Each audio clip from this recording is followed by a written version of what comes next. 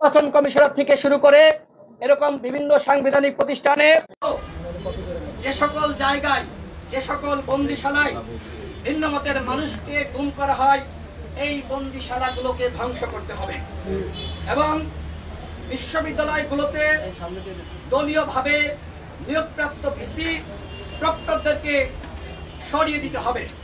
বিশ্ববিদ্যালয় এবং একই সাথে কলেজ সহ সকল শিক্ষা প্রতিষ্ঠানে ছাত্র সংসদ চালু করতে হবে, শিক্ষার পরিবেশ সুন্দর রাখতে হবে এবং শিক্ষার্থীদেরকে তাদের অধিকার চর্চার সুযোগ দিতে হবে।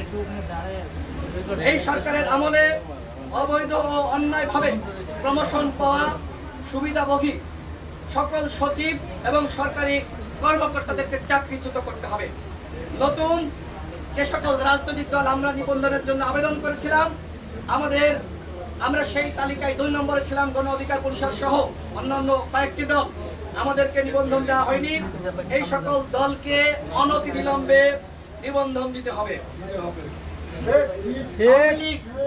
এবং একই সাথে জাতীয় পার্টি এছাড়া যে 14 দলীয় জোট ছিল, এই যে ফ্যাসিবাদ এবং ফ্যাসিবাদের দোসর আওয়ামী লীগ, জাতীয় পার্টি থেকে শুরু করে এই সকল ফ্যাসিবাদের দোসরদের রাজনীতি বাংলাদেশে আইন করে নিষিদ্ধ করতে হবে। সংবিধান সংস্কারের জন্য সংসদীয় সংশোধন বিষয়ক কমিটি গঠন করে দিতে হবে। অর্থাৎ যে সংবিধান আওয়ামী লীগ তার ক্ষমতা দখল করার জন্য তার মতন করে তৈরি করেছিল, এই সংবিধান বাংলাদেশের জনগণের সংবিধান হতে পারে না। এই সংবিধানকে অনতিবিলম্বে সংশোধন করে নতুন সংবিধান তৈরি করতে হবে।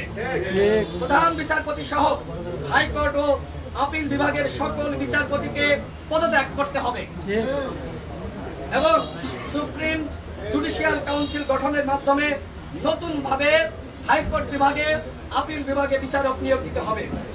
নিম্ন আদালতে যারা সেখানে বিচারিক কার্যক্রম পরিচালনা করে, ওই জায়গাটা ঢেলে সাজাতে হবে।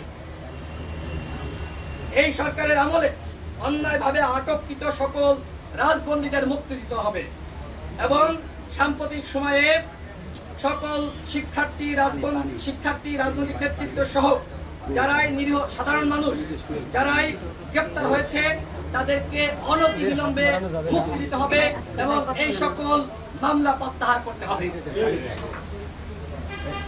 সংস্কার আন্দোলন 2018 এবং পাটা সংস্কার আন্দোলন 2024, এই দুটি আন্দোলনে যে সকল মামলা করা হয়েছিল, সেই মামলায় এখনো পর্যন্ত আমি সহ আমার পাশে আমাদের সহযোদ্ধা মশিউর রহমান আছে, আমাদেরকে প্রতিনিয়ত হাজিরা দিতে হচ্ছে। আজকেও হাজিরা ছিল। আমরা অনতিবিলম্বে এই মামলা প্রত্যাহার দাবি করছি।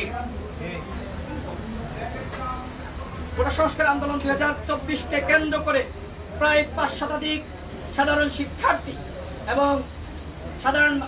শিক্ষার্থী এবং জনতাকে এই সরকার গণহত্যা করেছে। আওয়ামী লীগ সরকার ইতিমধ্যে এই সংসদ বাজেয়াপ্ত হয়েছে।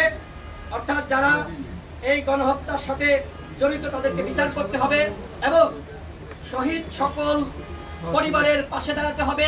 প্রতিটা পরিবার থেকে একজনকে সরকারি চাকরির ব্যবস্থা করতে হবে। পিলখানা হত্যাকাণ্ড, হেফাজতে ইসলামের উপর পরিচালিত গণহত্যা এবং ডাকসু হামলা, আপনারা জানেন যে ডাকসুর ভিপির রুমে কিভাবে নারকীয় তাণ্ডব চালিয়েছিল সাদ্দাম এবং সঞ্জিত। বিশেষ করে ভারতীয় রয়ের নির্দেশনায় তারা এই তাণ্ডব চালিয়েছিল। যারা পিলখানা হত্যার সাথে জড়িত তাদেরকে বিচার করতে হবে। হেফাজতে ইসলামের উপর যে নির্মম নির্যাতন হয়েছিল তার বিচার করতে হবে এবং ডাকসু হামলা বিচার করতে হবে এবং যারা মিডিয়ারের যারা নিরীহ ছিল, যারা অন্যায়ের সাথে জড়িত ছিল না, তাদের সংখ্যা প্রায় 1000, তাদেরকে অনতিবিলম্বে তাদেরকে মুক্তি দিতে হবে। আমি যখন 18 সালে জেলে ছিলাম, আমাদের সভাপতি এইবার জেলে গিয়েছে।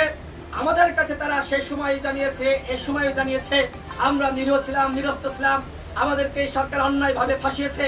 আমরা এই মিডিয়ার ভাইদেরকে মুক্তি দাবি করছি এবং একই সাথে শেখ হাসিনা দেশ ছেড়ে পালিয়েছে তার বোনকে সাথে নিয়ে। বিভিন্ন আপনার লুটেরা শ্রেণী, এমপি মন্ত্রী থেকে শুরু করে ব্যবসায়িক গোষ্ঠী তারা পালিয়েছে। তাদেরকে অনতিবিলম্বে বাংলাদেশে ফিরিয়ে আনতে হবে এবং কঠোর শাস্তির মুখোমুখি করতে হবে, যাতে করে আর কখনো কেউ সাহস না করে।